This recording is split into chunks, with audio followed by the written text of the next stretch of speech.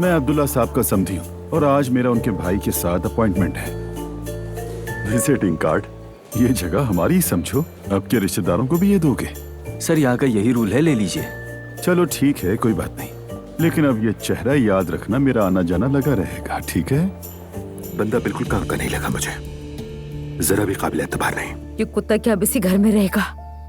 बिल्कुल नहीं, ऐसा नहीं हो सकता, यानी कि नहीं हो सकता। नमाज वाले घर में कुत्ता नहीं रह सकता। हर तरफ लुआब गिराएगा अपना, नजस कर देगा हर चीज। हम तो हर बात पर खामोश रहते हैं, मगर ये हद से बढ़कर है। थोड़ा लिहाज करो। दुआ घर में कुत्ता ले आई है। क्या? कुत्ता इस वक्त उसके बेडरूम में है।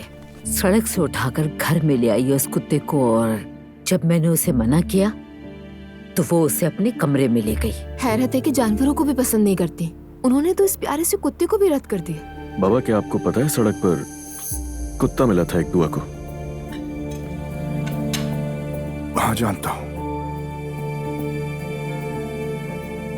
तो मैंने सोचा है कि बाहर एक डॉग हाउस रखते हैं। कोई मसला तो नहीं है? तुम तो फैसला कर चुके हो बेटा।